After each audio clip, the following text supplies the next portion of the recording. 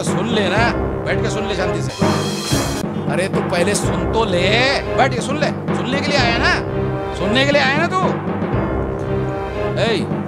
सुनने के लिए आया ना, सुन ले। गलत हो रहा है, तेरे को गलत लग रहा है तो सोशल मीडिया में लिख ले, एफआईआर कर ले, जो करना है कर लेना। तेरे सभा में हम आते क्या, आते क्या? ओके ओके, नहीं रे, अरे बाहर मत निकल। सुनो सुनो, उसको सुनने दो, सुनने दो, सुनने दो।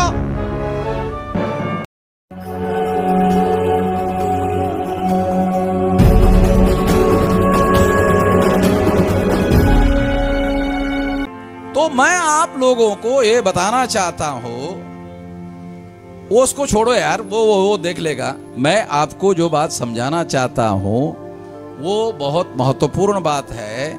देखो, हम लोग कानून और संविधान को मानते हैं। एक आदमी यहाँ बेडर होकर बैठकर ब्राह्मण सुन रहा है, हम उसको कुछ नहीं कह रहे, बैठो सुनो, वो तुम्हारा अधिकार है, संविधान ने दिया हुआ है, तुम सुनो, हमें कोई इतराज नहीं है।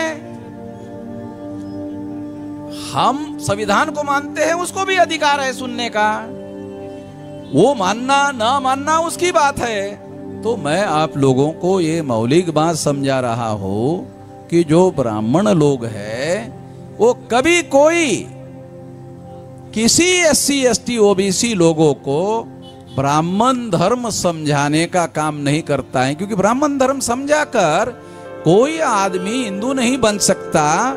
वो हिंदू मुसलमान के नाम पर जब फसाद होते हैं सारे देश भर में, वो फसाद के बाद हिंदू होता है, और शांति फैलने के बाद में फिर हिंदू बनाने के लिए दोबारा फसाद करने की जरूरत पड़ती है।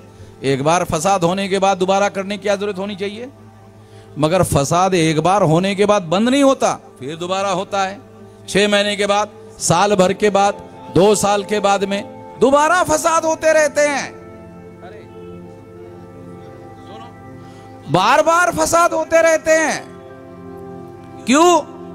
क्योंकि प्रतिक्रिया में जो हिंदू होता है वो सिद्धांत से हिंदू नहीं होता, वो सिद्धांत से हिंदू नहीं हो रहा है, वो प्रतिक्रिया मुसलमानों के विरोध में प्रतिक्रिया करने की वजह से हिंदू हो रहा है, इग्नोरेंट की वजह से हिंदू हो रहा है। जब फसाद होता है तो सारे देश के चैनल में, सारे देश के मीडिया में फ्रंट पेज पर खबरें होती है, और सारे देश के लोग, जो मालूम नहीं होता है सारे लोगों को मालूम हो जाता है, सारे लोगों पर प्रतिक्रिया होती है। ये सारे साधन 90% मीडिया में ब्राह्मण पत्रकार हैं, और वो यही करते रहते हैं।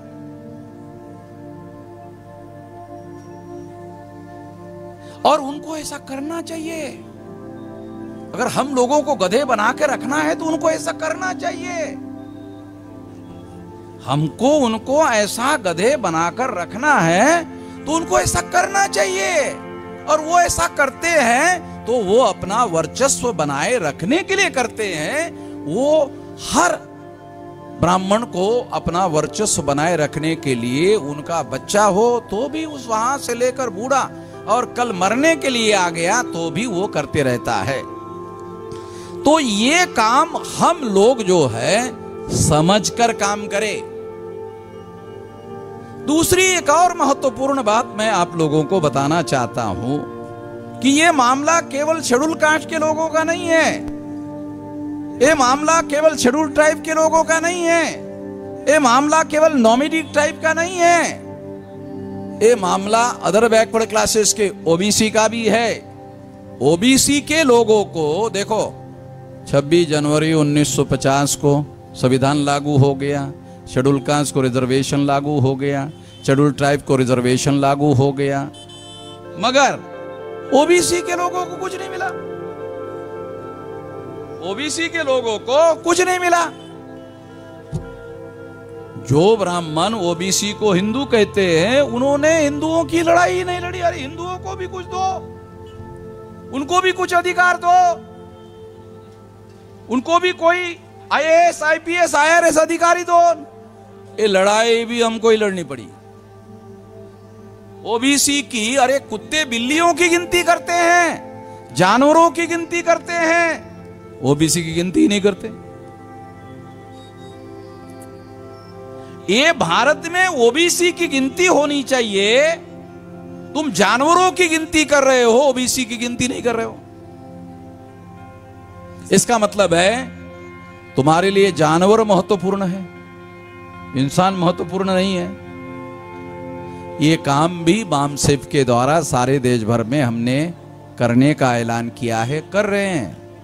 आप लोगों को भी अदर बैकवर्ड क्लासेस के लोगों के अधिकारों का सबसे ज्यादा हनन हो रहा है। एससी एसटी के लोगों का हनन होता था, उन्होंने लड़ाई लड़कर अधिकार हासिल किए। आप लोग सुनकर हैरान हो जाओगे, 16 नवंबर 92 को आजादी मिलने के 32 साल बाद, संविधान लागू होने के 32 साल बाद ओबीसी का मंडल कमीशन लागू हुआ। 16 नवंबर 92 को। इसका मतलब है ओबीसी के लोगों को वो अधिकार ब्राह्मणों के द्वारा उनको हिंदू कहने से कोई अधिकार नहीं मिला, ओबीसी कहने से अधिकार मिला। ओबीसी के नाम से अधिकार है। जो ओबीसी के लोग हैं, मैं उनके लिए खास तौर पर बात कह रहा हूं। ओबीसी को ओबीसी के नाम पर संविधान में अधिकार है, ओबीसी को हिंदू के नाम पर अधिकार नहीं है। क्योंकि हिंदू जो है ब्राह्मण धर्म का ही बदला हुआ नाम है। ब्राह्मण धर्म शब्द प्रयोग बदनाम हो सकता है, इसलिए ब्राह्मणों ने योजना बनाकर हिंदू नाम दिया। मगर ब्राह्मण अपने को हिंदू नहीं मानते हैं, हिंदू नहीं कहते हैं। हमको परिवर्तन करने की जरूरत है, परिवर्तन के लिए हम लड़ रहे हैं। संविधान ने हमारे अधिकार मान लिए हैं, मगर आज भी ब्राह्मण लोग हैं हमारे अधिकार मानने के लिए तैयार नहीं है।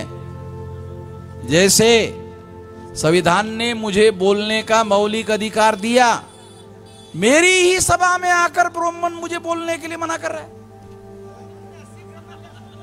मेरी ही सभा में है? अच्छा, उसको खड़ा करके साले को 10 लात मारो। वो शेड्यूल कास्ट का ब्राह्मण है ना, उसको खड़ा करके 10 लात मारो। बोल रहा है एससी का ब्राह्मण था, एक गुजरात में साला था। अरे क्या दिमाग है यार, बोलते एससी का ब्राह्मण था।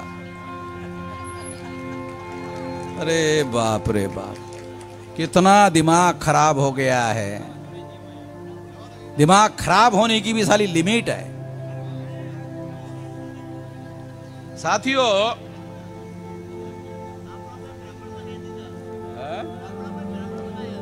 अब तो गधा बनाने का कार्यक्रम है। हेलो साथियों, 10 बजे तक हम लोगों को बोलने का अधिकार है सभी सुप्रीम कोर्ट का। तो अभी 9:56 हो गया है, अभी भी 4 मिनट बाकी है। तो मैं एक बात और आपको बताना चाहता हूं कि हम लोगों को संविधान के आर्टिकल 19 के तहत अधिकार मिला है। इस अधिकार का उपयोग करने की जरूरत है, प्रचार करने की जरूरत है, प्रसार करने की जरूरत है और संगठन बनाने की जरूरत है। और हमने अभी, मैंने जिंदगी में 48 साल पढ़े लिखे लोगों को जगाने का काम किया। अभी हमने मासेस को जगाने का अभियान शुरू कर दिया है। अभी जो अनपढ़ लोग थे, गवार लोग थे, अब उन लोगों के बीच में हमने काम शुरू कर दिया।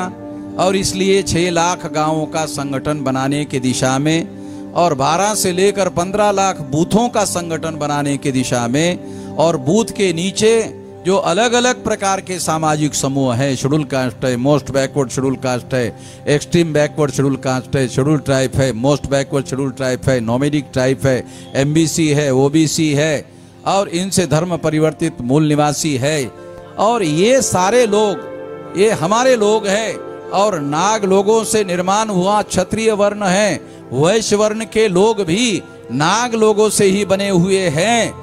और ऐसी जागृति वैश्यों के अंदर भी हो रही है। पता नहीं आप लोगों को जानकारी है कि नहीं है। आने वाले समय में वो किताब भी आपके सामने हम लिख करके ले आएंगे।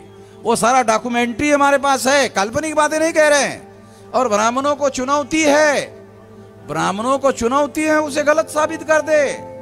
तो इसलिए मैं आखिरी बात आप लोगों को यह समझा रहा हूं कि हम लोगों को इस संवैधानिक अधिकार का जो पर्टिकुलरली हमारे लिए लिखा गया बाबा साहब का, इसका उपयोग करके महान संगठित शक्ति निर्माण करना चाहिए। जो संगठित शक्ति निर्माण होगी तो जो परिवर्तन चाहते हैं वो हो सकता है, जो चाहते वो हो सकता है। और ये हम करने लायक हो गए हैं, ऐसा हम लोग मान ले, निश्चित रूप से हम सफल हो सकते हैं। इतना ही कहना चाहता हूं।